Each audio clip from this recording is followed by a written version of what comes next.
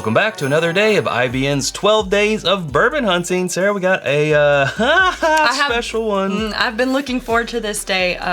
This is definitely not our first time with the Heaven Hill 18 here, as you can see, but each time is equally as special, in my opinion. And we have it up against, because, you know, we've done a review of this, we're like, how can we make this one different? Like, I think we got just a wee bit left of this Heaven Hill 17 year, which was the first edition of the Heritage series. So we have 18 on our left, your right, 17 here in the full logo. So drink more bourbon.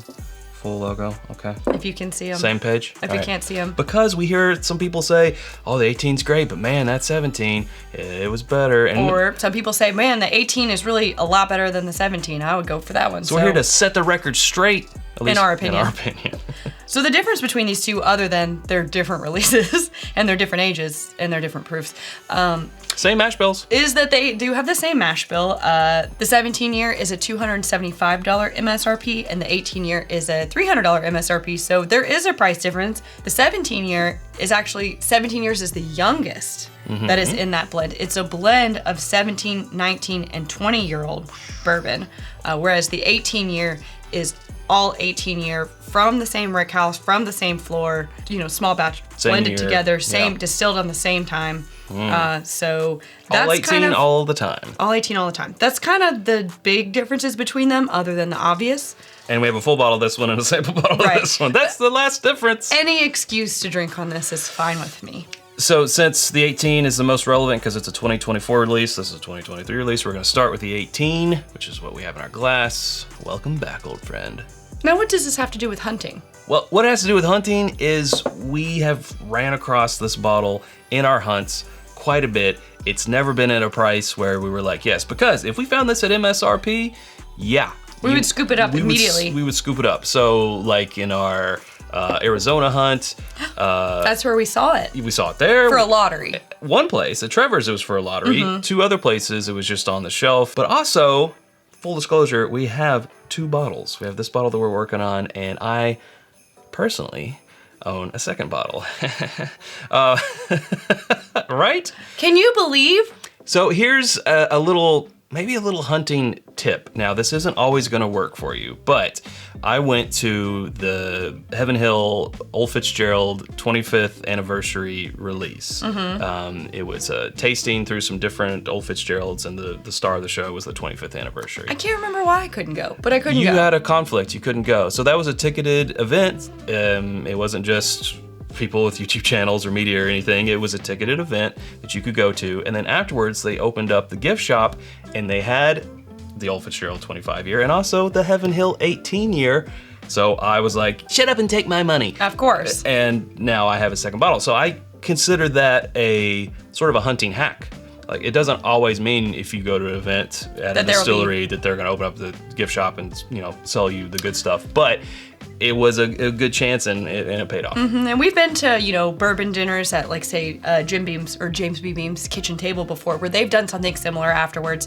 You know, they do their dinner and afterwards the gift shop is opened. And sometimes there are special bottles there. Sometimes there's special people signing bottles there. Yeah, I was gonna say. You never really know what you're gonna get. So worth it. I mean, those tickets for those dinners are typically on the pricier side. However, you might be paying for an opportunity to get something at MSRP that you wouldn't normally. So just keep that in mind. Yeah, exactly. So that's what it has to do with hunting. Thank you. All right. I was wondering. Let's get into it. Oh. Yep. Just beautiful, like, classic notes, fruity, caramel, vanilla, oak.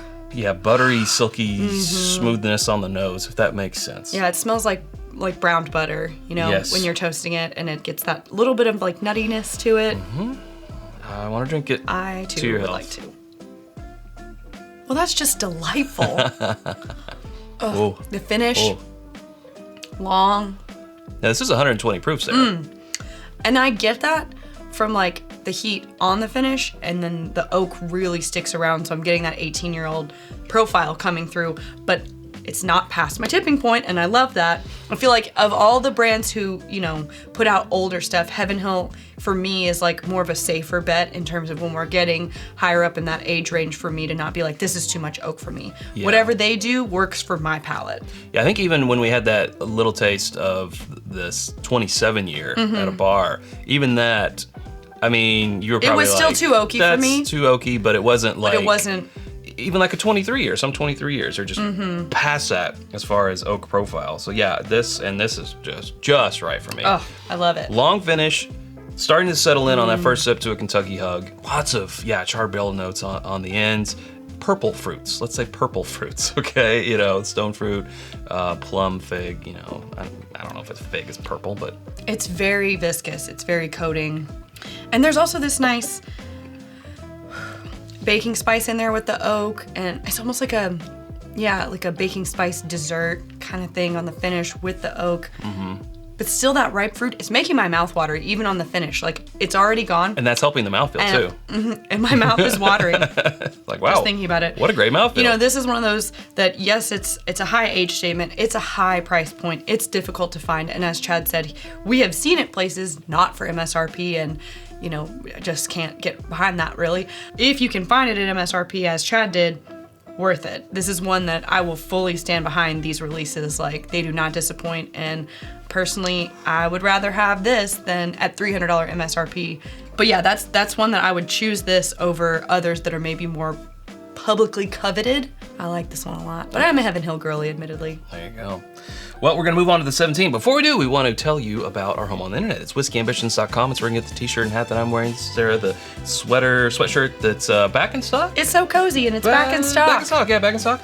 Plus our Elemental Elixir cocktail syrup, which is buy one, get one half off, which that is until December 18th. Speaking of until December 18th, Sarah, we also have free shipping on orders over $50. All that and so much more at whiskyambitions.com. And you can become a patron at patreon.com/itsbourbonnight and join our community for as little as $1 a month. That's where we put out access to our barrel picks, after the episode exclusives, and more.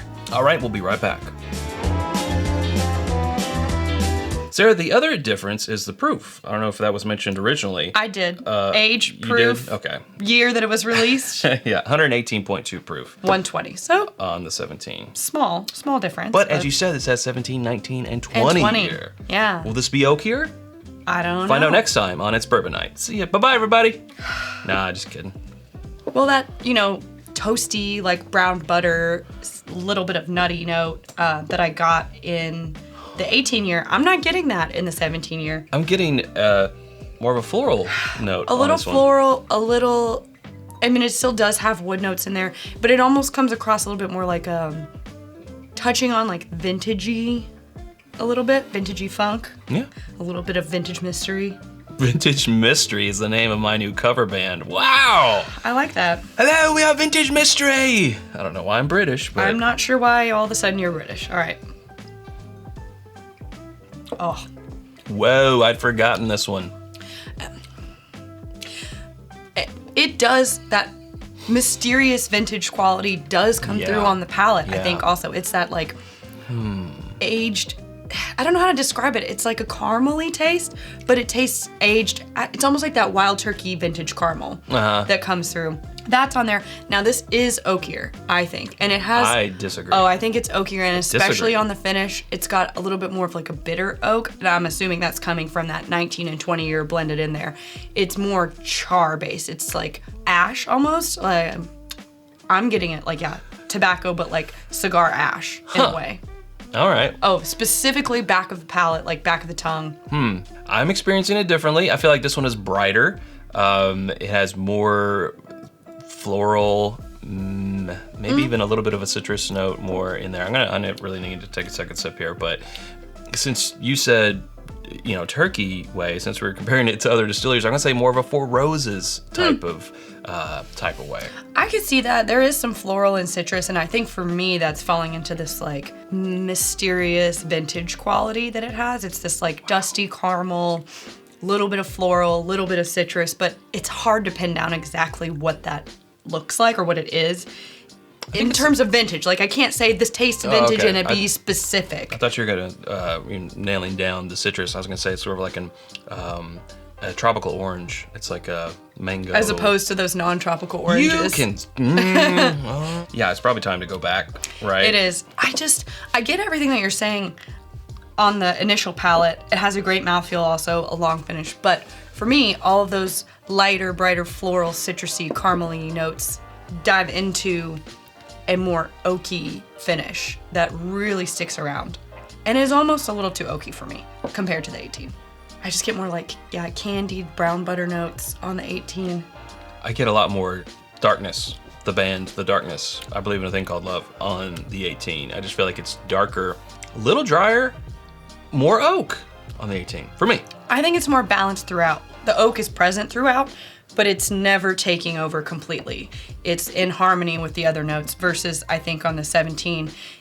At first, it starts out with those notes that we were talking about before, and then it goes into the oak, and that's, for me, what just sits there. All right, I feel like we should make a decision here. Yeah, instead of doing sip, sip, sip, sip, I don't feel like that's very constructive. It needs to be sip, sip, sip, sip, because you're fighting the other one last on your palate, so you need that second sip of what you're trying to evaluate, and then you go. So, second sip of the 17. I think the 17 is more approachable. I don't... All right, I am ready to make a decision. Me too. Hand over? Yes. Okay. 3, 2, 1. Obviously, we knew that was going to happen. Well, and that's this one. Yeah, I put it over my glass. Sorry. But yeah. Bottle. And I didn't think it would go this way. I've been such a proponent of the 18-year all year, and that doesn't take anything away from it. I still am. But this time, and I feel like maybe it opening up in the bottle, I feel like maybe that initial pour when we first opened it, I enjoyed more than as it's going down. And that could change, because as you see here, it's here. If we get it to here, it could go the other way. And that's sort of the beauty and the mystery of whiskey, isn't it now? I suppose. Yeah. I think these are both exceptional, expressions from the Heaven Hill Heritage Collection. I just personally feel that with my oak threshold, my own personal taste in mind, that the 18 achieves a better balance overall. I enjoy it start to finish more, and I think it has a slightly better mouthfeel. But I think they're both exceptional products, and I would be happy to have a bottle of either, or both. Yeah, I'd love to have a bottle of that 17-year. I think that opportunity is came and gone. Well, maybe a trade, an 18 for 17. I don't think that's gonna happen. You never know. You never know. Well, hey, if you haven't subscribed to us already, you can do so by clicking right up here. There's suggestions of other videos down here. Hope to see you over there in one of those. Thanks, Sarah. Thanks, Chad. See you all tomorrow. Until then, drink more bourbon.